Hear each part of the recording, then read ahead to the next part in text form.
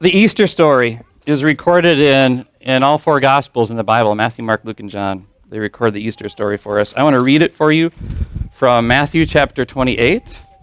And then this is printed in your worship folders on pages 5 and 6. You can follow along. And then I'm going to talk about it for a little bit. Let it sink in.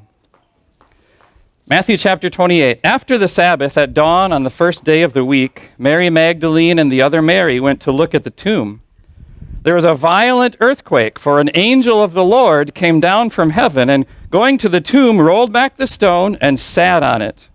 His appearance was like lightning, and his clothes were white as snow. The guards were so afraid that they shook and became like dead men.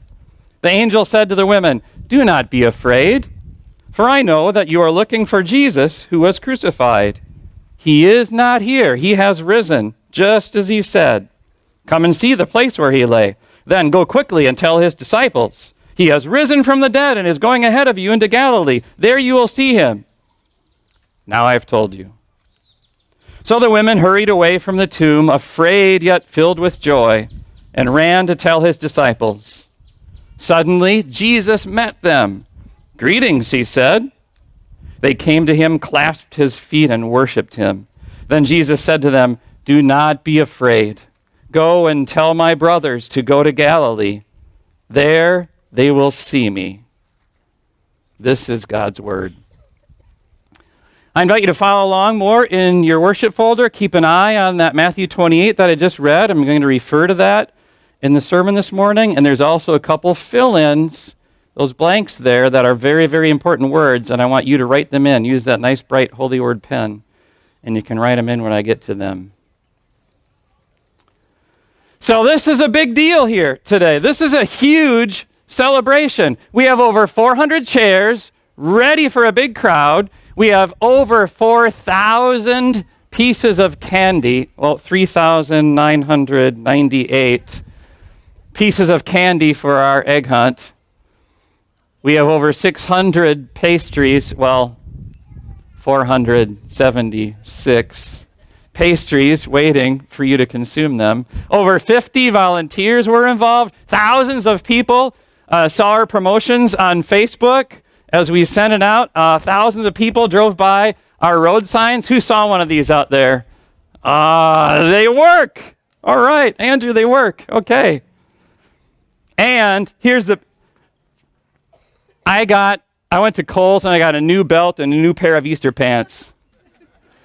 This is a big deal, a big day. Except, let me tell you what's going to happen. Most of you will go home.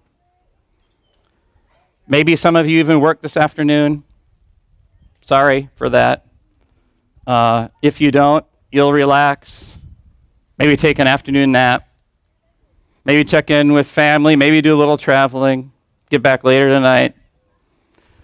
And then Monday comes, and then Tuesday, and taxes need to be paid.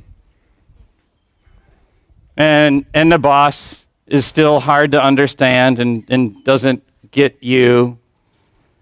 And the teacher still demands homework. And all the pastries and Easter candy turn to back fat and arm flab. And Easter comes and goes, and it's just another Tuesday, and it's like another event that just happened and came and went, like a birthday or like March Madness. But let me tell you this. There's a huge Easter promise that you need to understand today, and you're going to find it in these words right here in Matthew 28, and that's this. That the resurrection of Jesus Christ is not so much a church celebration. I mean, I'm glad you all are here and all, but the resurrection is really not so much a church celebration. It's more than something to celebrate. It's something for you to live. And you have totally not celebrated the resurrection of Jesus if you don't understand this, that the resurrection of Jesus Christ changes your life. It changes you. It changes your lifestyle. It changes everything. I'm going to prove it to you. So look at this happening here where we have the resurrection of Jesus and listen to the words of the angel. The very final words of the angel are not about a celebration. They're not about donuts and coffee and Easter egg hunts. The final words of the angel say, go. And Jesus matches it. The very last words of Jesus at the tomb to his disciples, the last thing he wants last thing he says, he wants them to remember is, same thing, go. That's a call, my friends. Easter is more than a celebration. It's a call. It's a call for you. It changes your life. A few Sundays ago at Holy Word, we studied the story of Mary and Martha and their brother Lazarus. And Lazarus died, and then Jesus came and he raised him from the dead. And Jesus had some interactions with Mary and Martha, some words, and one of the things that he told them was, I am the resurrection and the life. And then he looks Martha in the eyes and he says, do you believe this?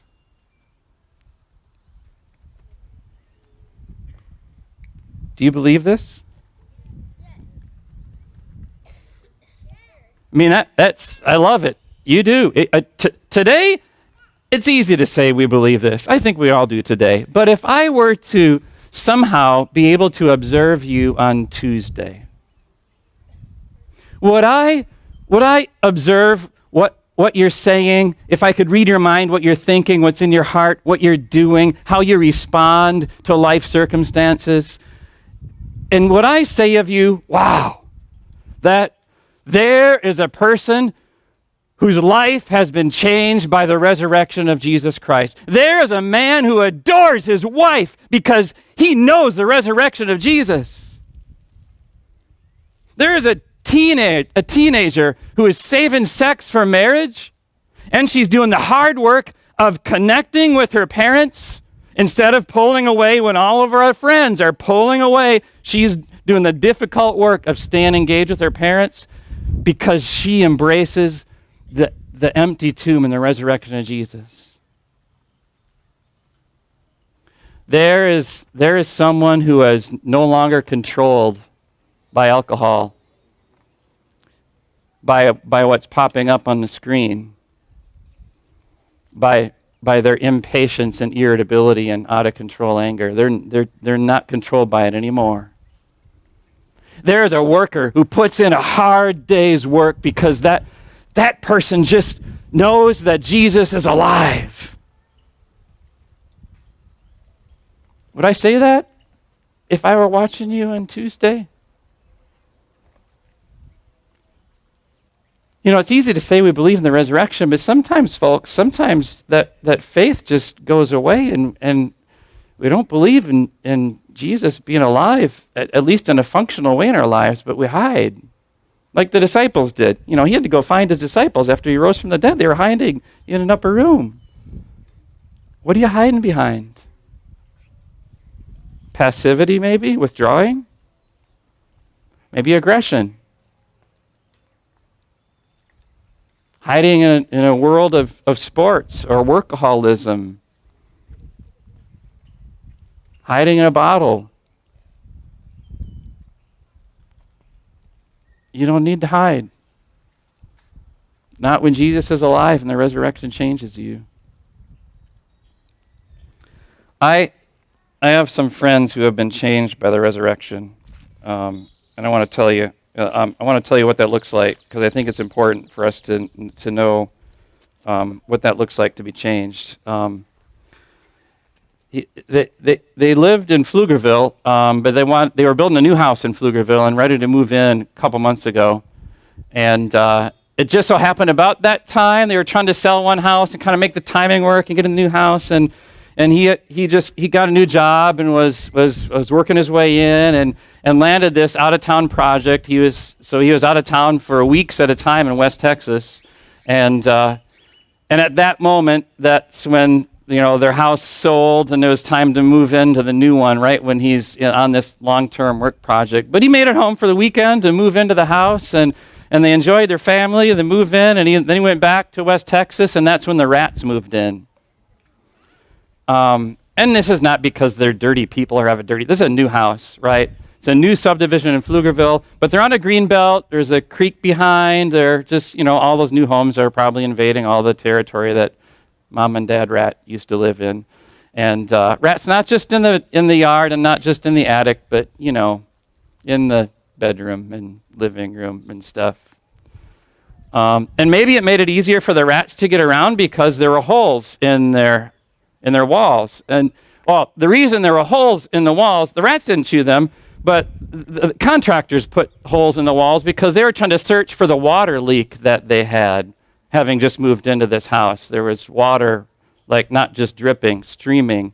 And so they had to find this water leak. And so they eventually found the water leak, and what happened is that one of the contractors had drilled through the drywall in one wall, and he just happened to drill into a water line. And so water was coming out. I suppose the rats liked that. They gave him something to drink. And he's still in West Texas, and his wife's trying to keep it all together and take care of the kids and take them to school and get to her job. And then, of course, the mold and mildew starts from the water having been behind the walls. And so you have to have contractors come and pull out huge sections of wall and carpet. And she's having to deal with this while he's in West Texas. And there he is. He's gone. He's not there. And his wife and kids are living in a soggy, mildewy rat's nest. It had to be hard. And he finally realized this is an important deal. I can't be at this work project. I need to talk to my boss and say, I got to be home. And his boss understood, and he came home. And then the family dog died. I can't make this stuff up. This is real, and this happened to my friends. And here's why I'm telling you the story. That the whole time this whole ordeal was going on, she, the wife, the mom, is still volunteering to lead one of our youth groups. And he is the dad, the husband. He was just promoted in our church to be a ministry leader, and so he was still working with me, even out of town. He was like my right-hand man, helping plan this day, serving people, being in contact with our members, leading the way, shepherding people spiritually. He was involved in the planning of this event. And this is just recently when all this stuff is just getting fixed up and it was going on. And he's the type of guy that says, Pastor, if it rains on Easter Sunday, we can go to the church where we normally meet on Sunday. We'll just send all the people there. I'll stay here and I'll clean up and I'll make sure that the food gets there and that everything is taken care of. Pastor, that's a no-brainer. I can do that. There's people here who need to hear the gospel. That's how you talk when you believe in the resurrection. And then when I asked if, I could tell their story, they were kind of like a little embarrassed and weren't really wanting me to. And his wife says, Pastor, we're just a bunch of sinners trying to do our best. That's the way you talk when you believe in the resurrection. And they wanted to make sure that this was not so much about them, but this was about Jesus, and this is about the resurrection. And I assured them, it is about Jesus, because I want to show the people what it looks like in your life when Jesus is risen from the dead, and Jesus has more say in your life than rats, and the holes in your wall, and builders you could blame, and the family dog dying. Jesus has more of a say in your life than all of those, and they believe that. Do you believe this? I hope so. Listen to the words of the angel. They talk about the importance of Jesus and his resurrection in verses 5 through 7. Look at these in the worship folder and follow along. Verses 5 through 7. This is the angel talking to the women. Do not be afraid, for I know that you are looking for Jesus who was crucified. He is not here. He has risen just as he said. Come and see the place where he lay. Then go quickly and tell his disciples he has risen from the dead. 4 quick things there. Jump off the page when we're talking about Easter changing your life and the resurrection changing everything. 4 quick things. Number 1, The angel says, do not be afraid. In your life, fear paralyzes you more than faith does. See, we typically look at faith, and there's risks that come along with faith. Talk about a leap of faith. I have to go somewhere I don't understand. I have to go somewhere scary. I have to do something I don't want to do, and we let that paralyze us. People, faith does not paralyze you. Fear does. Angels know these things. Number 2, the angel says, you are looking for the one who was crucified. Was crucified. But look, the place where dead bodies are, he ain't there. Was crucified. I got to tell you, God is a God who is angry at sin. God is a God who punishes evil. God is a God of justice and holiness, and when you're not holy, he has a right to strike you down. Now, all of that happened on the cross of Jesus Christ. That's why the angel is saying he was crucified. It's all done. All of God's anger he could ever have at you for any of your sins and any of your guilt was crucified. It's done. It's finished. It's no more.